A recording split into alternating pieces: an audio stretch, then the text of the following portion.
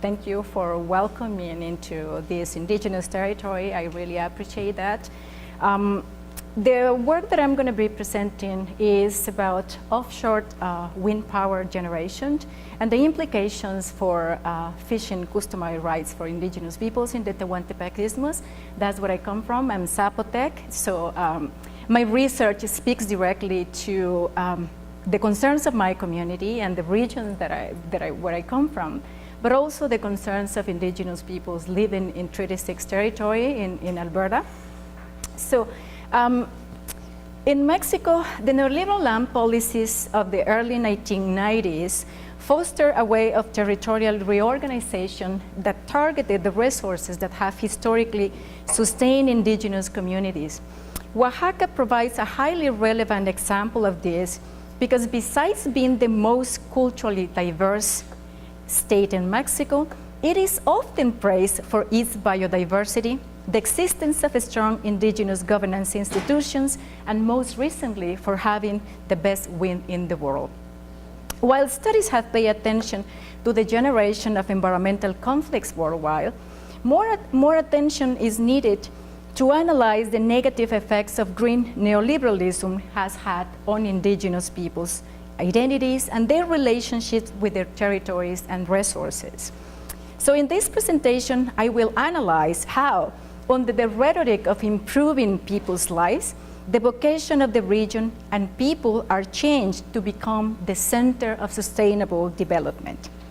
I argue that contested conceptions of how the ocean is used and the use of privatization to govern access to resources are producing the conditions for the dispossession of indigenous customary fishing rights, as well as resistance practices that interrupt neoliberal policy implementation.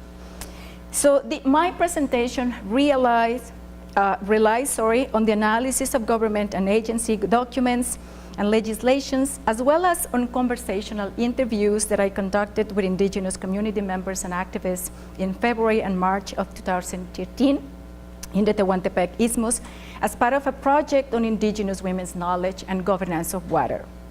So neoliberalism has often been treated exclusively as an economic project involving re-regulation, deregulation, privatization, individualization, and transformation of the state-citizenship relations. However, Brown argues, despite foregrounding the market, the neoliberalism is not primarily focused on the economy. Rather, it is focused on the desired political, social, cultural, environmental effects. Building on Foucault's notion of governmentality, lie concerns that a specific form of governance assemblage, neoliberalism involves practices, discourses, knowledge, and ways of being in the world that emphasize the market, individual rationality, and the responsibility of entrepreneurial subjects. Because of the act of governing includes the acts and rationalities of different actors operating at different levels, it is important to look beyond the state. So the concept of governance assemblage also illustrates how the act of government involves the reorganization of social relations, institutions, communities, and way of life, and operates through diverse practices, orchestration, and contestation. From this perspective, change and expansion, or what I call the deepening of neoliberal policies, are the product of an assemblage of various governmental and non-governmental actors' interactions, actions, and agendas.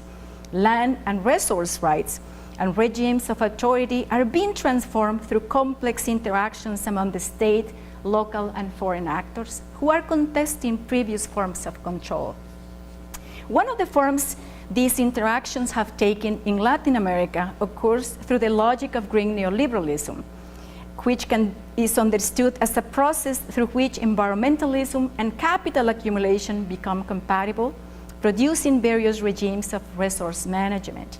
The premise of green neoliberalism is that nature is better protected by managing the non-human world as a commodity. Promoters of this approach contend that the green economy serves the dual purpose of improving the welfare of the poor and fostering greener economic growth. Scholars have also documented the growing trend of land and resource appropriation, or green grabbing, for environmental purposes and the creation of new frontiers of land control and regimes of authority and rights. As I will show, discourses of sustainability and privatization has been central to accessing or appropriating indigenous lands and resources. Oceans have been long spaces of resource extraction, but only in recent decades have new economic desires of environmental knowledge contributed to the need to regulate ocean spaces. Besides regulating where fisheries can occur, offshore wind energy generated by coastal winds has gained considerable attention from governments, energy corporations, and coastal communities. Residents, a relatively newcomer to coastal space use, efforts to develop wind energy have been contentious, particularly with regards to small-scale daily marine resource users. Scholars have noted how new ways of thinking, valuing, and producing how the ocean can be used have resulted in the increase of aquaculture despite environmental concerns and coastal communities' protests. Although some attention has been paid to a lot of the conflicts that have been generated as a result of these environmental policies, in particularly in Mexico, I would like to pay attention to the fact that how fisheries and rural development have important historical roots in Mexico, where the idea that people are constructed as being poor because they are fishers, or that they are fishers because they are poor, has been a prevalent phenomenon. In the post-revolutionary reforms of the early 20th century, were driven by these ideas. Article 27 of the Mexican Constitution, for instance, was changed in 1917 and prompted the allocation of communal land rights to indigenous and peasant communities under the Ejido framework, in which this land plot could be used but not bought or sold. So equally, Article 27 also granted coastal communities title to fishing grounds for exploitations of fisheries, including shrimp, abalone, lobster, oysters, and so on, depending on the region. While fishing cooperatives were created in different regions of the country, in the Tehuantepec Isthmus, the region that I'm looking at, these fishing cooperatives were regulated according to indigenous normative systems. Cooperatives were intended to foster development opportunities for rural communities, which were conceived as of being marginalized egalitarian communities that depended upon the state's assistance. By the early 1980s, however, Mexico was experiencing a dramatic economic crisis. Support from small-scale agricultural and fishing activities were significantly reduced, and many fishing cooperatives were on the verge of bankruptcy, particularly because the fisheries bank, Banpesca, which had provided soft loans to these cooperatives, were closed down in the 80s. At this particular time, in response to the International Monetary Fund demands, the Mexican state started to implement a series of policies supposedly driven by sustainable development. One of these specific ways that these policies took was the idea that included deregulation with the purposes of bringing non-state actors into partnership with communities and so on. So this was part of the swap to swap a portion of Mexican national debt for the compensation of forests and other kinds of natural resources. Besides fisheries, rural sustainability and development was also envisioned. In 1986, the Federal Electricity Ministry installed devices to measure the velocity, intensity, and variability of the north-south winds flowing across the Tehuantepec Isthmus. The Atlas of Oaxaca, published in the early 1990s by the United States Department of Energy and National Renewable Energy Laboratory, identified the characteristics and distribution of wind and other natural resources in the region. The Atlas not only represented land and resources as available, but also identified different resource nodes. Although the Atlas represented wind as a resource opened to the market, wind is a natural and invisible force that cannot be sold and traded by itself. Its commodification depends upon the use of the land or ocean.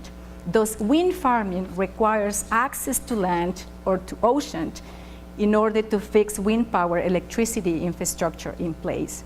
By the 1990s, the Mexican government introduced a series of neoliberal changes that actually liberalized indigenous communities' control over their lands. Those ejidos were sort of ejidatarios or ejido landholders were encouraged to assume and privatize their lands for a better way of life. In contrast, communal land ownership was carefully maintained only in forests. So while the recognition of property might be seen as a way to protect indigenous communal land holdings, transferable property also allows capital to access different types of resources.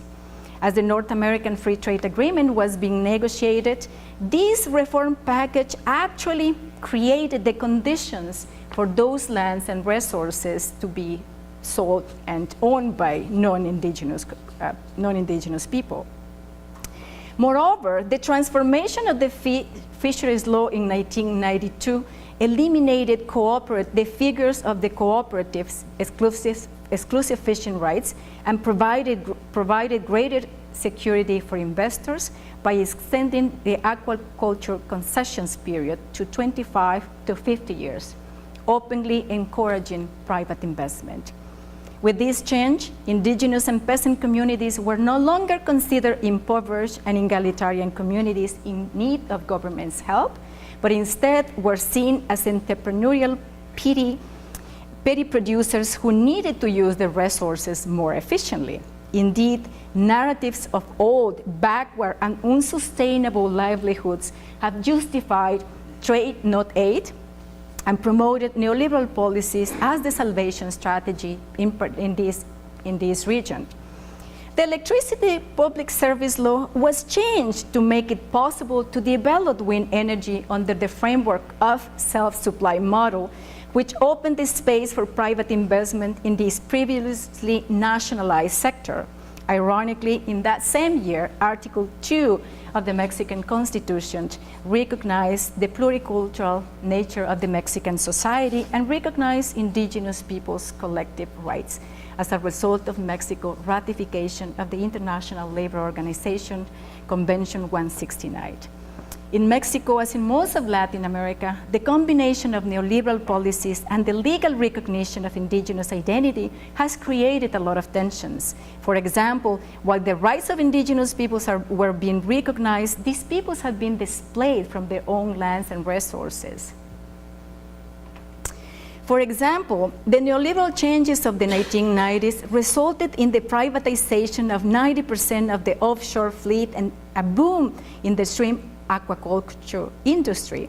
In contrast, wild fish caught in lagoons and estuaries in indigenous regions in southern Mexico, particularly in the Tehuantepec Isthmus, have been represented as part of an inefficient, destructive, uncontrollable, open access fishery that requires regulation, ignoring the fact that indeed indigenous peoples have their own customary laws and they have their own legal systems through which they have been using to regulate access to fishing and other resources. Although cultural difference was recognized as an essentialized fixed identity, pressures on communities to change and innovate continue. And this is another paradox that we see.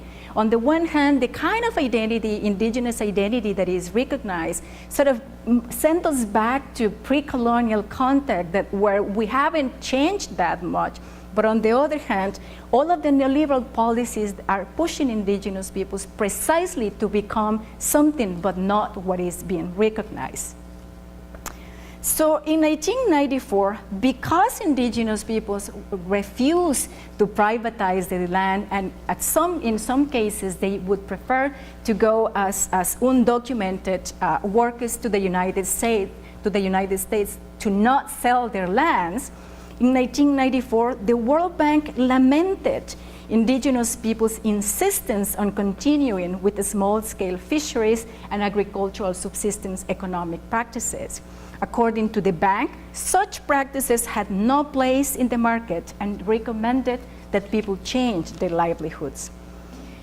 As I mentioned, despite these liberal attempts, indigenous communities, and particularly because of the persistence of the strong governance institutions in Oaxaca, have continued to maintain these lands according to their own indigenous laws, and they haven't privatized. They didn't create the land market that the government was expecting. In 2004, the World Bank published again another report called Poverty in Mexico, in which it was clearly noted that Mexico's current economic problems were linked to the persistence of communal lands. The world recommended expanding or deepening neoliberal policies in order to enable the market to work more efficiently. For the bank, land and resources are not only to provide shelter as a means of livelihood, they are important to accumulate and invest, wealth. The Mexican government modified its legislation in 2007 and 2015 once again to respond to these recommendations. The General Law of Fisheries and Sustainable Aquaculture in 2015 now recognizes aquaculture as a sustainable alternative to fish stock overexploitation and food security. It also establishes individual fishing permits for all, including indigenous artisan fishing cooperatives, further affecting the collective nature of indigenous rights. It also incorporates in fisheries co-management in a way, sort of using the capacity of indigenous communities to organize themselves, but on the one hand, also sort of attempting to dismember this collective process, and another tension that we see between recognition and neoliberal policies. Besides fisheries, other resource fields were also regulated. In 2013, President Peña Nieto fast-tracked a reform package known as the Energy Package, and with which he actually prioritized the energy sector. Importantly, these changes included the privatization of the once nationalized oil and electricity. These changes authorized the private sector to pursue oil and gas explorations and the generation, transmission, and distribution of electricity anywhere within the national territory. The electricity law establishes the right of energy companies to occupy private and communally owned land for the location, construction, operation of specific site generation projects. Importantly, although the law requires that energy companies first negotiate directly with property owners, it actually takes the owners' rights to refuse development on their lands, basically making it illegal to say no. While President Peña Nieto argued that this reform package had the objective of building a better country and a platform for better development, it can be argued that the law created the conditions for the dispossession of indigenous customary land and resource rights. If the neoliberal restructuring of the 1990s liberalized indigenous and peasant control over their lands with the expectation of creating a land market, the energy changes of 2013 takes indigenous people control over the lands away to favor energy industry. Thus, the very real threat confronting these indigenous communities who rely on land and the ocean for subsistence is the loss of control over the resources. Ironically, while poverty and inequality are represented as an outcome of an inefficient market, dispossession is at the center of property regimes that effectively remove people from their lands and fishing grounds and force them into new economic arrangements, which often includes their marginalization. The Tehuantepec Isthmus is located between the Gulf of Campeche and the Gulf of Tehuantepec on the Pacific Ocean, and is 220 kilometers wide in its narrowest part. It is a plateau covered by rivers, coast, and marine lagoons. The northern slopes are home to tropical forests rich in biodiversity. The northern slopes are hot and dry and contain some of the largest lagoon systems sustaining indigenous fishing and agricultural activities. The area of dunes known as Santa Teresa Sandbar is a unique coastal strip by the Gulf of Tehuantepec and part of the lagoon system. The lagoon is protected from the high tides of the Pacific and forms a natural siphon for shrimp and fish. Local ecosystems in the Tehuantepec Isthmus depend on wind and fluvial regularity, determining sea volumes, salt levels, and indigenous peoples' livelihoods.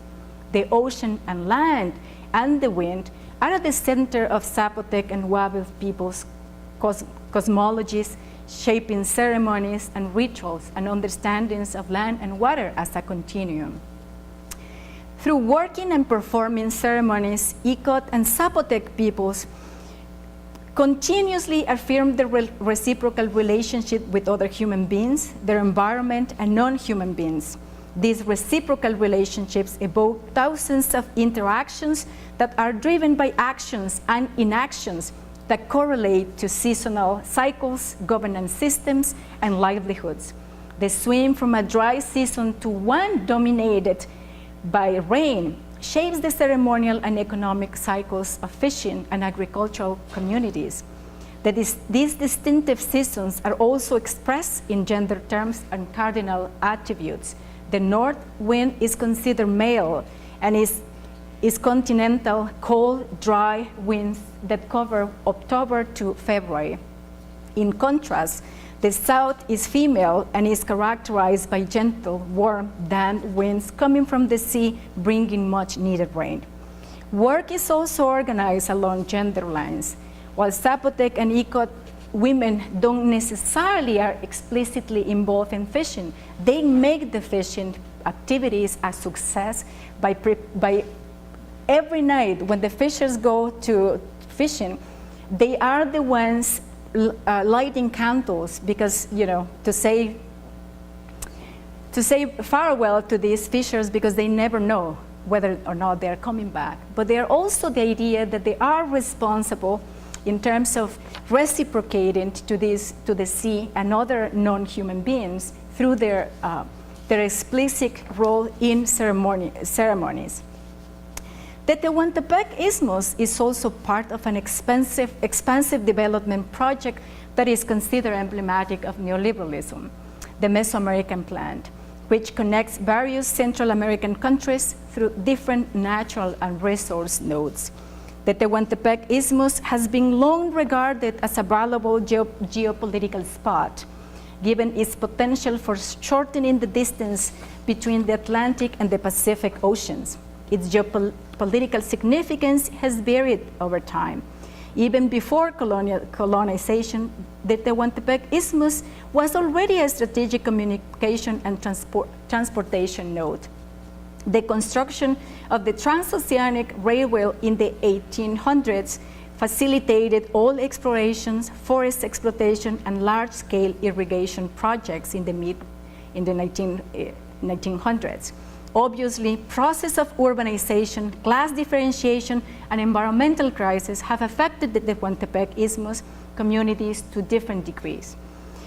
In the 1980s, this model of development in the region shifted as Mexico entered into the deep recession that I was mentioning. Development started to shift mainly towards sustainable development of forests and obviously wind power. Also, Rankin knows that the Wind Resource Atlas in the Tehuantepec Isthmus was represented as a strategic to green energy, as a space gifted with one of the world's best wind resources. The apparently neutral cartographic knowledge represented in the map, however, failed to represent the different indigenous communities inhabiting this region. In the early 2000s, when former President Calderon presented the Tehuantepec Isthmus Wind Corridor project through a series of colloquium to experts, investors, and governments, he also gave investors the opportunity to stake a claim to specific areas. President Calderon imagined the isthmus as a wasteland ready to be transformed into the center of Mexico's sustainable development. An indigenous community member observed, "The whole isthmus territory has been divided among corporations without our knowledge. What kind of sustainability is that?" As state support for rural areas disappeared in the 1990s, wind developers started to approach communities, international wind corporations, and government representatives approach first a few local leaders instead of addressing either the communal or assemblies to convince them to sign land contracts for up to 25 to 50 years. And obviously the small print was really, really important in these particular cases, because that's where it was said that these leases were for up to 50 years and what they were being paid as well.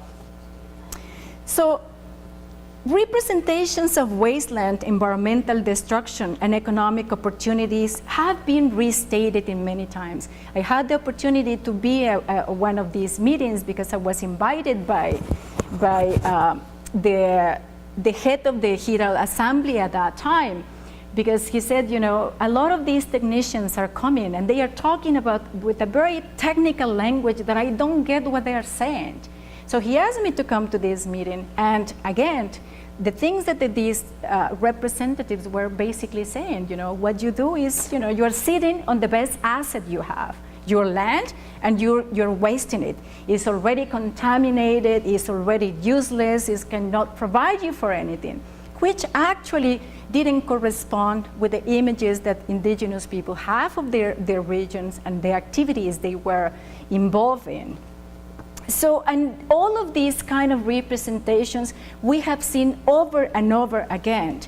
For example, in the Mareña Renovables Environmental and Social Strategy in the Santa Teresa sandbar that I've been mentioning, the lagoon system is described as the lagoon systems are described as sites that have been severely affected by human activity. The document also reads that fish overexploitation, turtle poaching, and lack of indigenous knowledge and technical expertise to develop aquaculture as a livelihood alternative had horrible negative consequences for indigenous communities. Fishing communities have insisted that such representations not only erase the knowledge, but also conceal the violence involved in forcing them to change their livelihoods and ways of life without meaningful alternatives. At the regional forum, Our Sea, Our Life, for example, a representative of a communal lands committee declared, "We don't want ecological damage in our lands and lagoons. We know that shrimp farms produce waste and can pollute the lagoons. And on top of things, don't even offer a dignified alternative for the communities that have for generations shared the resources of the sea." Thus, while corporations and government reports speak of aquaculture and wind farming as sustainable development, indigenous communities speak of how their livelihoods are being destroyed in the name of green development. The first wind park, La Venta 1, was built in 1994, and after that, all of the different wind parks were built. And it was around in the mid-1990s and close to the 2001 when all these conflicts started to emerge as communities started to realize that in that small print of these contracts, what was important is that they had supposedly granted consent for these corporations to come to lease the land exclusively, when in their community's understanding, the wind power generators would be there, but they could still continue to cultivate their lands. And these communities started to clash with these corporations and take them to court precisely because of the lack of clarity regarding what was in those contracts. In 2012, the Inter-American Development Bank announced the approval of a loan to Mareña Renovables to build the third phase of wind farming, which would affect the fishing communities of San Mateo del Mar, San Dionisio del Mar, Álvaro Obregón, and others whose communal fishing access right to the Santa Teresa Bar were also at stake. The project was proposed building 132 turbines, on which 102 would have built in the Santa Teresa bar, which is, as I said, a very particular ecosystem, a very delicate ecosystem. Although the company stated that it had widely consulted with the communities and that environmental assessment would be, had concluded that the impact would be low, community members noted some inconsistencies.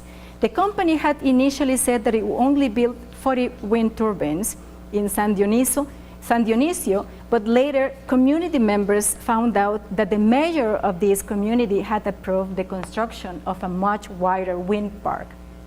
Given the known negative experiences of other Zapotec communities with wind farming, the community organized to seek an injunction to stop the project, noting that the mayor had no authority to decide over communally owned lands. The community also petitioned the Inter-American Court of Human Rights to intervene in relation to the Mexican government decisions to approve the Mareña Renovables project without their prior and informed consent. At this time, all of the fishing communities in the areas started to petition to the Inter-American Development Bank to reconsider its loan to this corporation. Moreover, fishermen, and particularly Icot and Zapotec women, expressed a lot of concerns over the environmental effects of building such a large wind park on a fragile structure of the sandbar. They argue that the project would alter the connections between lagoons, destroying the environment and their livelihoods. They also noted that this particular serious for communities who depended exclusively on the sea for their livelihoods. An independent environmental study conducted by researchers from these different Mexican universities concluded that indeed the environmental impact would be greater than previously thought. They actually also concluded that water pollution would likely occur as a result of the liters of oils that are used initially to start to initiate the work of these of the wind generators. In 2012, as part of in its greening report, the World Bank admitted that all these wind generators were already causing a lot of impact. For instance, the Tehuantepec Isthmus is also important in terms of the bird migration patterns. It is a bird sanctuary in the sense that all of the birds coming from North America and going to South America, that is one of the locations where they rest. And all of these birds were clashing with these wind generators because of where they were located. So the problem with despite noting these impacts, the wind farming has been continued and been justified on the pretension of providing these communities with a better livelihood, when these communities are basically saying, we haven't seen any of that. So, and as Hope observes, the politics of energy transition and climate change mitigation illustrate the tensions shaping dreams of a sustainable world. Oaxaca state is often represented as being one of the poorest and least energy intensive in Mexico, yet government and energy companies insist on transforming it into a sustainable powerhouse for the benefit of both local and global communities. A Zapotec woman disagreed in this regard, noting, if we are producing so much electricity in our land, why does our electricity bill keeps going up every month? Whose benefit this is? Deceptive strategies to gain access to land and lack of clear benefits have triggered cultural revitalization and opposition to wind farming. Zapotec and Icot women have used their bodies both literally and metaphorically to block the physical and temporal expansion of wind industry. While governments and corporations are speaking of development and benefiting local communities, fishing cooperatives and indigenous women speak of land, sea, and wind as entities that cannot be sold. At different forums, indigenous women and activists have stated, we don't want their development. The sea is our bread. When there is no other economic possibilities, the sea is there for our families. Opposition to the sea wind park problematizes the practice of rendering complicated political decisions merely technical.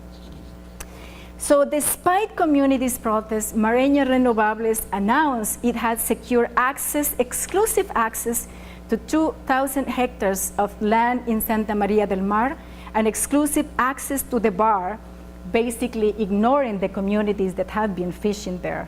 So when this happened, the communities, the fishing communities that have been fishing there for thousands of years actually blocked the only entrance that existed there and declared that they will become autonomous municipalities.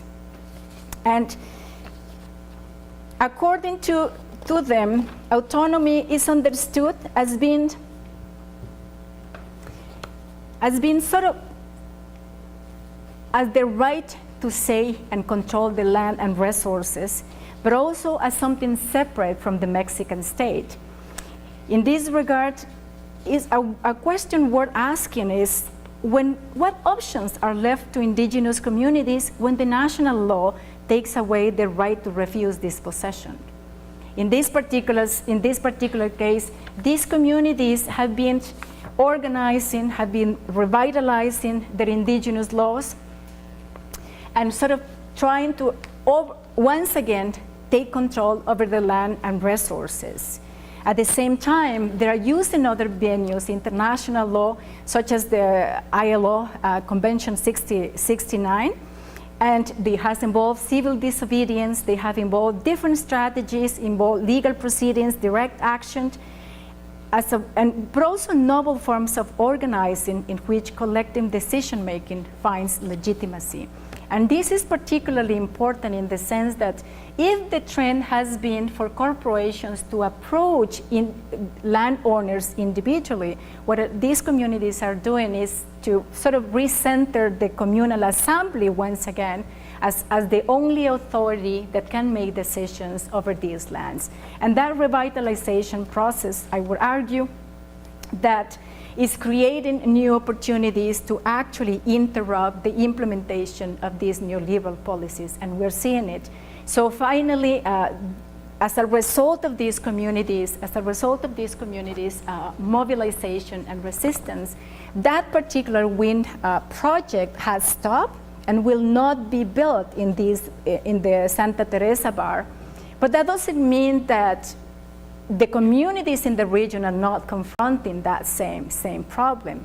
So the problem is how the experience of these communities, of these fishing communities, can be sort of transplanted in other places in the region in order to actually prevent from these kind of wind powers to continue to occur. So what some of those other communities are doing is actually starting their own wind farming, but for their own communities' consumption. What has been happening right now with all these industrial wind parks is that they are just for the purposes of a lot of the corporations, right? We're talking about Coca-Cola, big corporations who are generating their own energy for self-supply. They are not interested in distributing energy to the region or anything. So what these communities, besides stopping these industrial wind farms, they are also engaged in how to sort of reappropriate this technology for the purposes of creating energy for the communities itself. To conclude in this presentation, I have discussed how the deepening of neoliberal policies in Mexico has shaped ocean governance and contested understandings of development in the Tehuantepec Isthmus, Oaxaca. I have shown how government energy agencies and corporations have created the conditions for the development of the densest wind park in the world and the violence involved in limiting indigenous people's access to their lands and marine resources. This situation speaks of how the deepening of neoliberal policies is commodifying and removing the collective rights initially granted to indigenous peoples in the 90s. What we're seeing is a retreat from indigenous recognition at this particular time. Indigenous resistance to the proposed wind park in Santa Teresa Sandbar reveals the tensions surrounding development without indigenous consent and contestations over how resources are used and governed. A state is whose knowledge is recognized and who has the authority to allocate access to natural resources.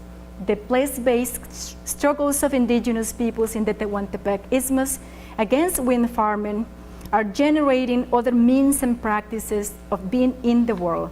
In doing so, indigenous communities are interrupting the implementation of certain neoliberal policies. Thank you.